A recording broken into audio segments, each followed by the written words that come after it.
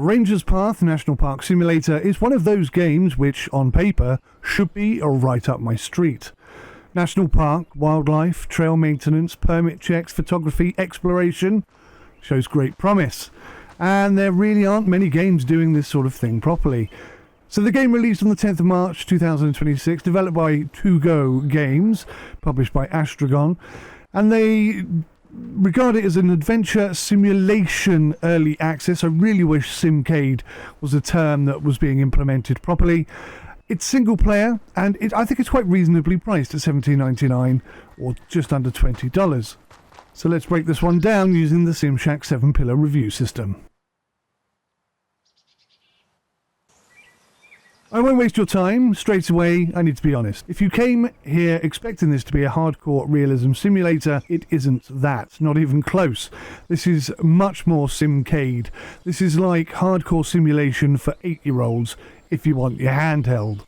In fact, that is probably the best way to describe it, because some bits are very simplified, some bits are definitely gamey, and then every now and then it throws you a moment that feels surprisingly authentic. And that's what makes this such an interesting review. So first, my expectations of realism. If I'm playing as a park ranger simulator, I want the world to feel believable. I want the wildlife systems to make sense. I want the job variety to be interesting yet feel authentic. And I especially want the movement and vehicle handling to feel good. Now, on foot, this game actually does a pretty good job at making you feel like a ranger who's moving through quite a huge natural space. You'll be fixing many signs, clearing many trails, picking up lots of litter, checking permits, photographing wildlife, tracking suspicious activity, and helping missing hikers. All of that works pretty well. The permit checking in particular is one of my favourite aspects. It's not glamorous, but it actually feels like ranger work. You'll be checking the dates, time windows, pass types, camping permissions, and that kind of makes the job feel more authentic. Wildlife logging is another strong feature, spotting animals, taking photos of them in various guises, running, eating, sleeping, that kind of thing. Documenting the species and gradually filling out the park's records is another interesting and fun feature. But, well, when we come to the driving... Well, let's just say it as it is. The driving physics are absolutely rubbish. It's the weakest part of the whole game by some considerable margin. You literally get called out and the first thing you do is get into your car and it's levitating in the garage. That's just a silly little issue, but it instantly tells you that the vehicle side of the simulation is nowhere near as convincing as the on-foot ranger work. That's one of the clearest examples of something that instantly reminds you this is just a game, not a sim at all. There are many other gamey bits too. The sense of view feels very arcadey. Some tasks are very simplified. Some repairs don't really look fixed once you fix them. And the fact that you can't jump or go through certain shallow water elements can become a bit of a frustration as well. So as far as realism goes, it's mixed at best.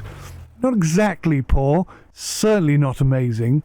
Very much Simcade with flashes of actual realism. Audio matters a lot here because it does so much of the work in selling the fact that you're actually in a park. There were bees, there are other environmental sounds that all sort of made it feel good, the birds are chirping, and the overall audio is quite good. I've got to give it credit where it's due. And a game like this lives or dies on its atmospheric interpretation, and I think they've done a really good job of making the park feel alive. There's enough natural ambience there to make wandering around feel enjoyable, which is obviously important in a game built around long stretches of walking and exploration. Despite the lack of actual realism in the game, it is immersive.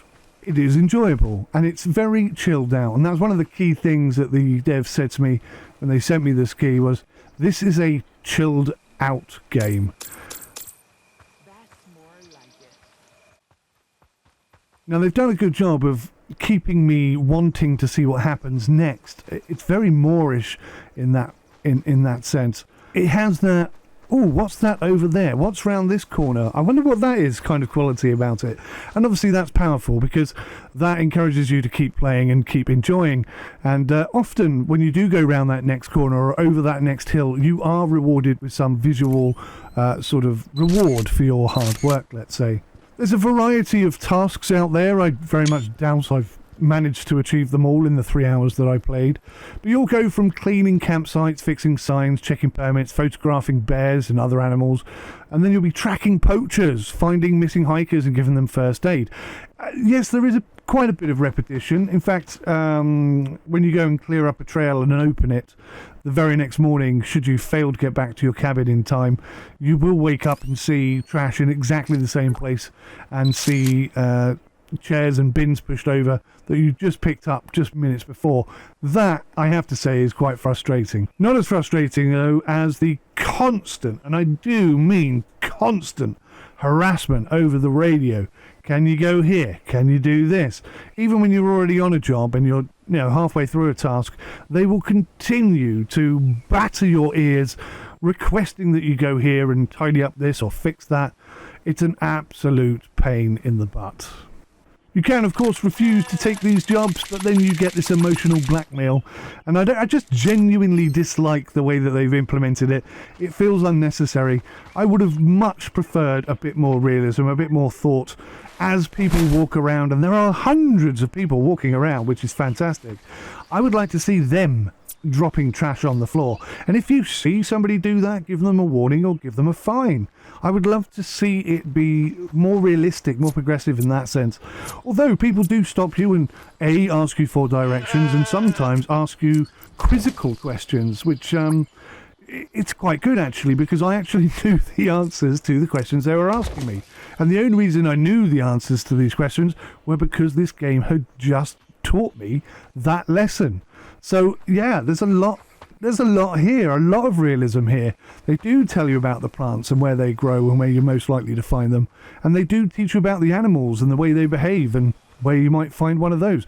And one of the other things is you'll constantly be showing people which way to go to reach a particular trail. So yeah, it's not exactly realistic, but my gosh, there are some great realistic moments in there. I really enjoy it. In terms of fun, I think this game is really right up there. Take care. It could have been so much more. It could have been, I've got to say it, I wanted not at 8 o'clock at night for the game to just reset and start again the next day. I wanted to be crafting, making little huts for myself, starting a campfire, doing a bit of fishing, prepping some fish, catching some wildlife, cooking that up and eating it. That's what I really wanted. If I go out into the wilderness and I don't get back in time, I want to be out there, protecting my life, looking after myself, being self-sufficient. But no, none of that's in the game, sadly.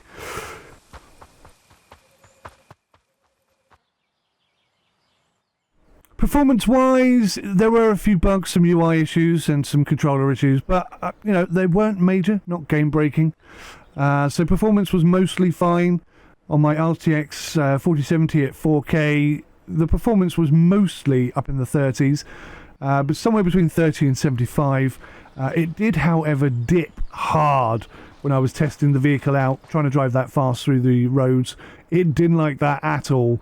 But otherwise, yes, it was. It performed very well. Didn't crash. Nothing really significant to discuss. As far as graphics are concerned, the game is strong. It looked pretty realistic, straight from the off. I was really impressed by the scenery, the cabins, the rock formations, the overall look of the whole world, really. The park is doing a lot of the heavy lifting here. It really gives you a sense of space and the landscapes, the bridges, the huts, the roads, the general feel of the place. It all works really, really well. Won't happen again. So, whilst the driving physics are absolute trash and some of the systems are very simplified, like an 8-year-old sort of would play, it's very arcadey. It's far more arcadey than it is realistic. But having said that, it has its moments. There are realism moments out there, and it's really quite immersive. It's a very chilled out game. It's very enjoyable, and it seems like there's a lot here to discover. For me, it makes an easy recommendation. Not because it nails realism, because it really doesn't, but because it creates a world that feels good to be in. It's nice. But for a few issues with the constant radio battering and the fact that you can't, make a fire and actually do anything realistic in that sense, it does give you enough of a meaningful range of work for you to stay engaged for hours. I think it's a great game at a great price. It could have been so much more, but I really did enjoy playing it. In a world of pixels where dreams collide, Sim UK reviews the honest guide. From racing cars to flying high, ultimate realism, take your wings to the sky. We talk about the truth and keep it real. Fact-based reviews, it's all in the field. No hype, just clarity, we break it down. Realistic simulators, the talk of the town. Real talk, Sim UK, we're here to say we keep it smooth, never lead you astray. News and previews and interviews on site. Set up guides to take your game to new heights. Honesty is the best policy, they say. Always tell the truth in every way.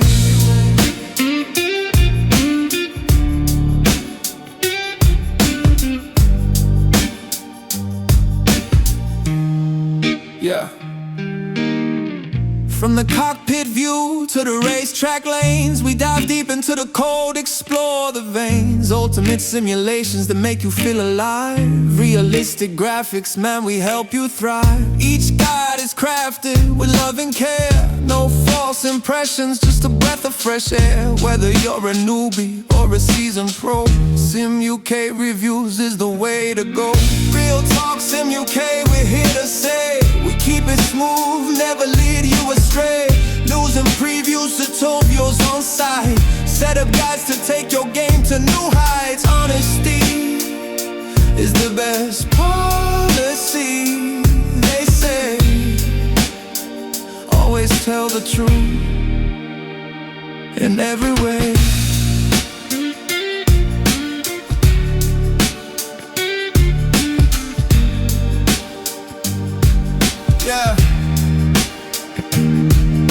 Yeah, we're diving in, no shortcuts here. Honest updates, that's what you'll hear. Simulations that sparkle, realism that shines. With every review, you'll know what's divine. From the mechanics to the sound of the game, Sim UK's the name. Remember the fame, we won't steer you wrong. We keep it tight, sharing knowledge in the day and the night.